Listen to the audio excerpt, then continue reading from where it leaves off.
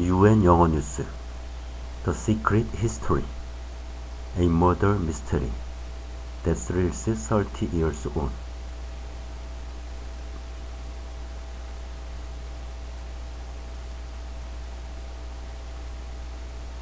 "30 years since it was first published, Donna Tartt's debut novel, The Secret History, continues to enthrall new generations of readers," writes Claire Thorpe.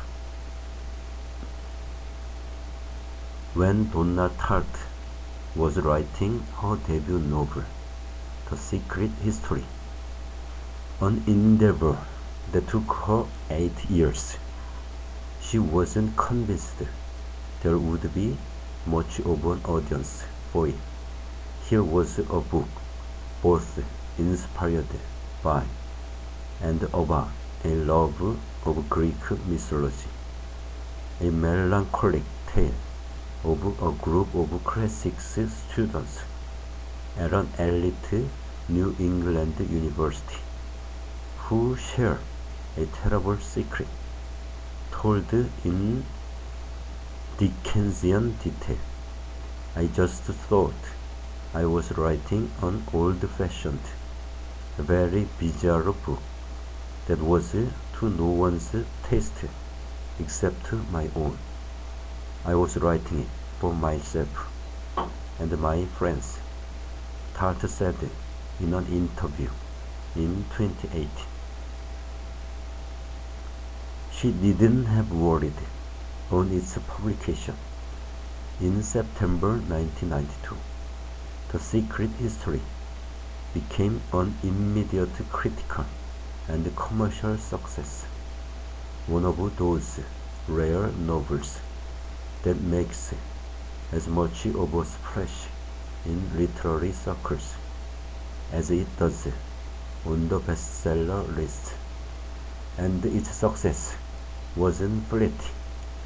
It became the kind of book people read dozens of times and excitedly pressed into the hands of others. Since its publication, it has sold more than 2.3 million print copies in English alone, and been published in 40 languages. 30 years on, it's still in the cultural conversation, attracting a whole new generation of fans through TikTok. Donna Tartt has since published 2 more books, including 2014's Pulitzer Prize winning The Goldfinch, but it's her debut that has made the biggest impression. Part thriller, part coming-of-age campus novel, and part Greek tragedy. The Secret History begins with one of literature's most memorable first lines. The snow in the mountains was melting, and Bonnie had been dead for several weeks before we came to understand the gravity of our situation. From the book's chilling prologue, we know straight away that the narrator, Richard Papen, and his friends have committed a terrible crime. The reader is already in on a secret. The novel is then a story of 2 parts. What led up to the death of a classmate, and what happens in the aftermath. On its release, the New York Times said, "Imagine the plot of Dostoevsky's Crime and Punishment crossed with the story of Euripides, Pache, set against the backdrop of Bret Easton Alice's rules of attraction, and told in the elegant, ruminative voice of Evelyn Waggs, a brideshead revisited.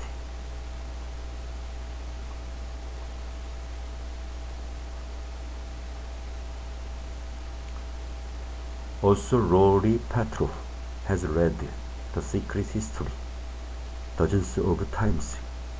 I've had so many copies of that book that I have dropped in the bathtub, given away to people, while that have just fallen into disrepair. She tells BBC Culture. She first read the novel in school when a friend lent it to her. I related to it in a way that I didn't really relate to any of the books that I was being told to read in school. Near the start, where Richard is talking about the monotony of adolescence, I remember that hitting such a chord with me.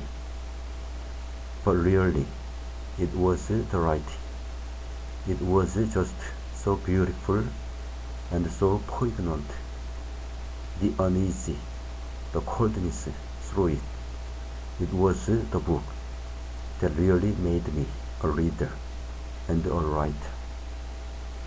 Campus life.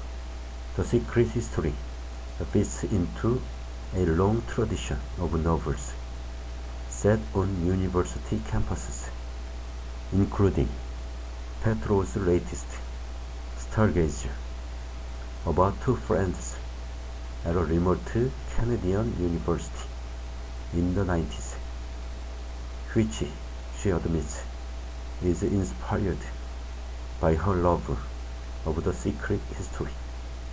There's the obvious parallel that is set on a small campus and about intimate friendship, but also the general chilliness, a cruelty that you can't quite put your finger on, that makes you uneasy. The enclosed campus world, with its own rules and hierarchies, coupled with characters coming together from different backgrounds and hoping to reinvent themselves, lends itself to compelling stories. It's young people out on their own in adulthood for the very first time, says Petrov. It's people let loose and behaving badly.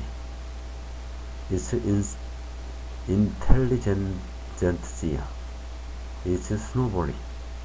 It's privilege. All of these things that are a breeding ground for incredible fiction. In The Secret History, Richard Papen lands at Hampden almost by accident, finding a brochure for the college in his coat pocket and applying on a whim after a fight with his parents. Fleeing California for New England is a way to escape his family and the boredom of home. But when he arrives at Hampden, a whole new world opens up to him. After initially being refused enrollment to the school's ancient Greek class, where students are handpicked by charismatic professor Julian Morrow, Richard is eventually allowed into the exclusive club, joining fraternal twins Charles and Camilla Macaulay, Francis Abernathy, Henry Winter, and Edmund Bunny Corcoran. Richard's lower middle-class background makes him something of an interloper in this wealthy clique. But of course, everyone loves an outsider in fiction. Like her characters, Tart was a classics student, and her classical references add a whole extra layer to the secret of history. The knowledge and love of classics on the part of the author very definitely comes across throughout the secret history, says Owen Hodgkinson, Associate Professor of Greek and Roman Cultures at Leeds University. Someone could have written something like this plot-wise, with classics-based characters, and it would have been fine. But it's clear, from a classicist's perspective, that she's not just read the Euripides Bacchae as a casual reader, but studied it and appreciated some scholarship on it.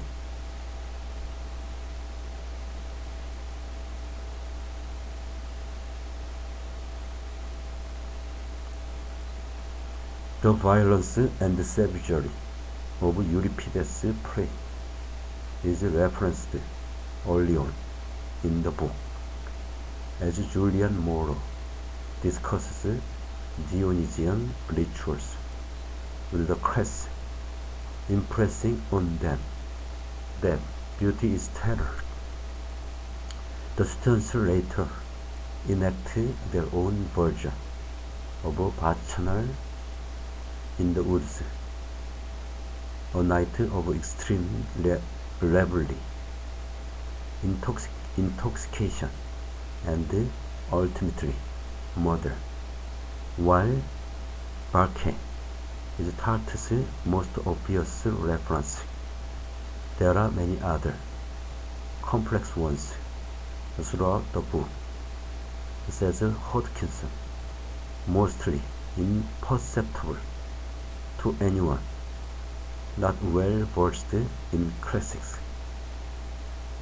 Ironically, it's creating an inner and outer circle within its readership, like the inner and outer circles among the classics students and the non-classics students in the novel. He says, some readers are going to be able to appreciate so much more of the allusions and the layers to it, and be aware that they are in that privileged position. But that's also an uncomfortable position to be in, as it makes that reader more like Henry and some of the other inner clique of classicists. The in crowd, being part of a gifted clique, is something Tart herself was familiar with. She started writing the secret history while studying at Bennington College, an elite liberal arts university in Vermont. Tart's class of '86 also included Jonathan Redden and Bret Easton Ellis, to whom Tart dedicated the secret history. Ellis published his first novel, Less Than Zero, while still a student at Bennington, and drew heavily from his experiences there. For his second, The Rules of Attraction, which references that weird classics group, probably roaming the countryside, sacrificing farmers, and performing pagan rituals. Like her protagonist, Tart, originally from Mississippi, was somewhat of an outsider among Bennington's trust fund kids, but like Richard, she quickly assimilated.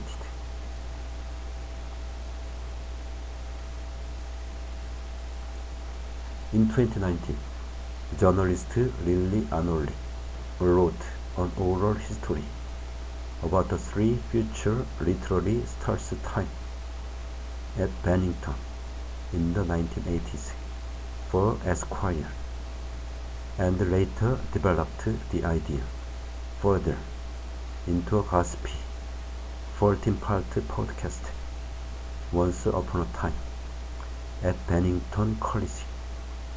She first read and fell in love with The Secret History as a teenager. It was the first book I stayed up all night to finish. She tells BBC Culture all kinds of choices were made on the basis of it. I suffered through 4 years of Latin in emulation of Richard Papen. I remember wanting very badly to have his experience.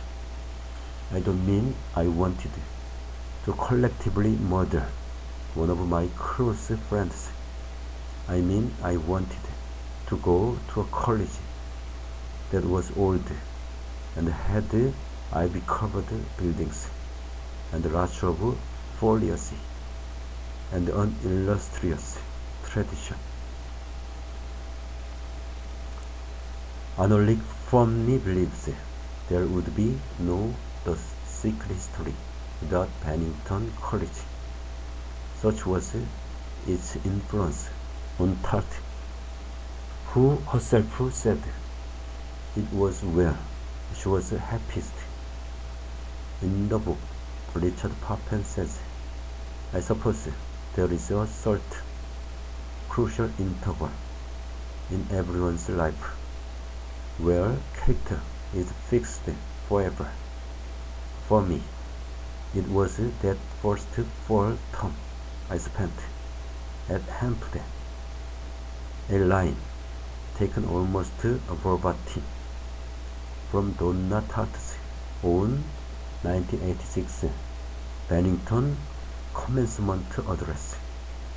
In a deep dive into 1980s Bennington, Annerly uncovers delicious details such as Donna Tartt holding martini hours in her dorm room, and Alice arriving on campus with a suitcase full of Class A drugs.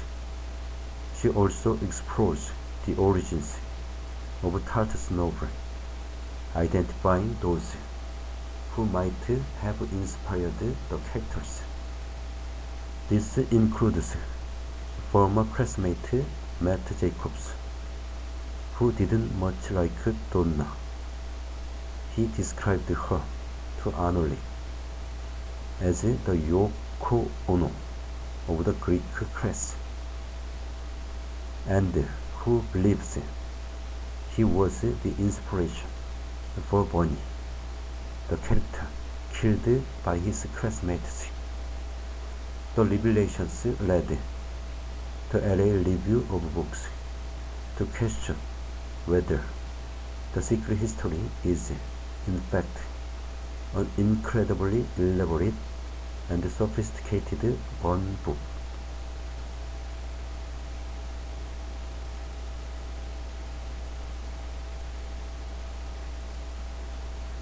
Tartt herself has always brushed off claims that the book is based in any way on her life, only in a very mild and minor way.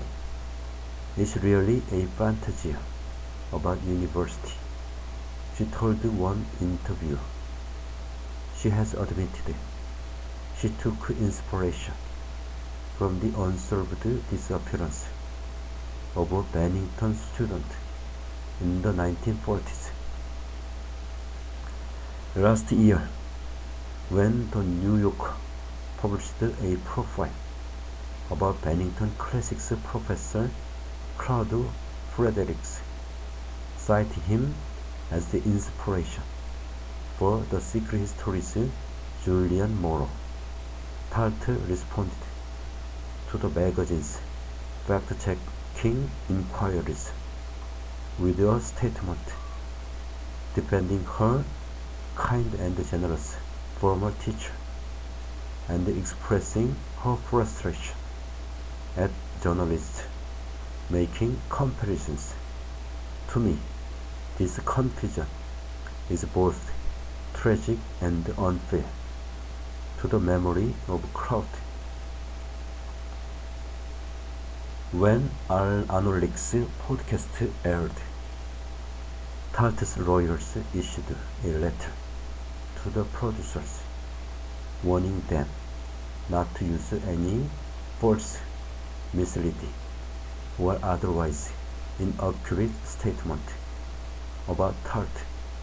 Unlike Bret Easton Ellis and Jonathan Ledham, Tart declined to contribute to either Arnold's oral history or the podcast.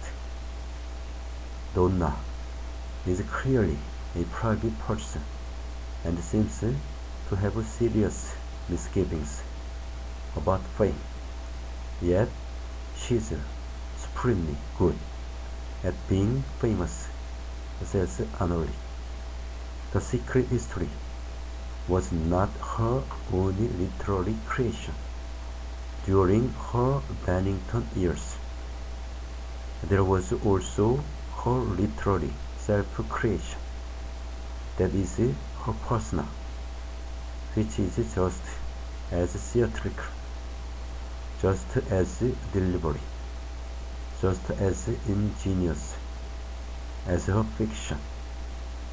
Part of this was her appearance: the neat black bob, the tailored suits, the ties and cravats that came to be her signature look, and which Arnold suspects was, like her work, influenced by Brideshead Revisited.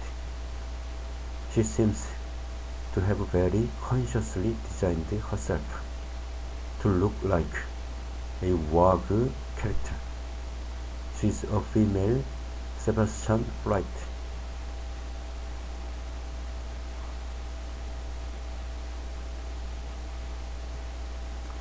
Bret Easton Ellis, an early reader of Tart's manuscript for The Secret History, introduced his friend to his literary agent, who secured a $450,000 advance for the book.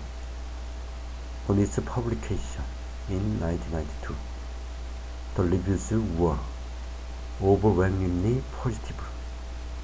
Time magazine called it viscerally compelling. Newsday labeled it a thinking person's thriller, though not entirely. With the Independent saying, style is confused with substance, time, and again. Still, the hype machine was already in full swing, with Tart landing an 8-page profile in Vanity Fair and accompanying a photo shoot alongside her pug, Pongo. Speaking to the New York Times at the time, her publisher Sony Mehta said, "We didn't know what she looked like when we bought the book, but it certainly hasn't hurt." That Vanity Fair profile introduced her with the line, Donna Tartt, who is going to be very famous very soon. But from the start, Tartt preferred to keep an air of mystery, brushing off questions about her personal life. The scant details that emerged were quickly mineralized. Her answer phone message was T.S. Eliot reading The Wasteland. She bought her clothes in Gap Kids. She could drink Bret Easton Ellis under the table. Throughout her career, interviews have been rare, usually only to promote a new book, of which there have been just 2 more in the subsequent 30 years. The Little Friend in 2002 and 2014's The Goldfinch. The mystery has only added to her legend. The secret history is enduring because the secret history is so good, says Arnold. But it certainly doesn't hurt that Donna has brilliant instincts about cult obsession and understands how to manage an enigmatic reputation. Still, the idea of her as a total recluse is overstated. In an interview with the Italian publication Rivista last year, she talked openly about her love of fashion, her favorite contemporary music, Lana Del Rey, and her writing routine, 3 hours in the morning, and hinted that a new book might be on the way. She also declared, to no one's surprise, that she's never used social media. Viral prose is ironic then, that social media is the reason the secret history is riding a whole new wave of popularity thanks to dark academia, a subculture on TikTok and Instagram that romanticizes learning and celebrates an aesthetic that is traditional academy with a gothic edge. The book is seen as dark academia's essential text and videos with the hashtag The Secret History have more than 150 million views on TikTok, featuring everything from young people cosplaying the book's characters to fans reciting favorite passages or showing off their annotated copies. It has been a joy to see a new generation discover Donna Tartt's masterpiece, says Isabel Ward, editorial director of Tartt's UK publisher Viking, which is publishing a special crossbound edition of the book to mark the 30th anniversary. To Petro, it makes total sense that the book continues to connect with young readers, even if the world depicted in it